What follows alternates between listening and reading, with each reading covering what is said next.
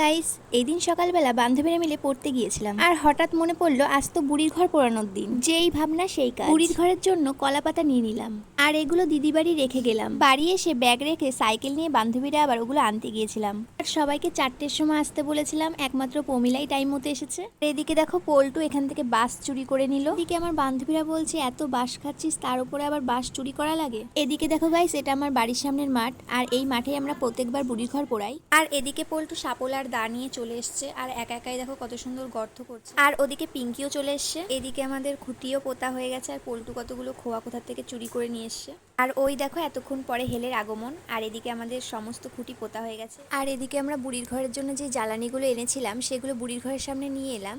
প্রতিবার আমাদের মাঠে 2-3টে বুড়ির ঘর হয়, তবে এবারও একটাও হচ্ছে না, কারণ কিছুদিন পরেই বারণীর মেলা। তোমরা অনেকেই জানো আমাদের মাঠেও মেলা হয় ঠাকুরনগর মেলার সময়।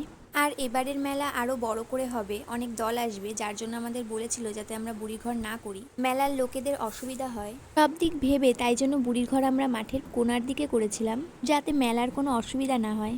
আর দেখতে দেখতে দেখো আমাদের বুড়ি ঘরটা অনেক দূর বানানো হয়ে গেছে। সবাই হাতে হাতে কাজ করে দিয়েছে আর অনেক মজা হয়েছিল। আর এদিকে দেখো উপরে দিতে পারছে না বলে এরা কি শুরু করেছে, বুড়ির ঘর বানানো শেষের দিকে।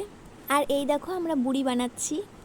আর এই যে আমাদের বুড়ির ফাইনাল লুক। আর এখন আমাদের বুড়িকে বুড়ির ঘরে দিয়ে দিলাম। আর এদিকে আমরা বুড়ির ঘর পোড়াবো বলে মশাল জ্বালিয়ে নিলাম। আর ওই দেখো আমরা সবাই মিলে বুড়ির ঘরে আগুন ধরিয়ে দিলাম। আর এদিকে সবাই ডাঙ্কা কাশ বাজাচ্ছিল, সবাই মিলে খুব এনজয় করলাম। আর এই স্মৃতিটা ক্যামেরা বন্দি হয়ে থেকে গেল। আর গাইস, হ্যাপি হোলি। দেখা হবে নেক্সট কোনো ভিডিও। টাটা।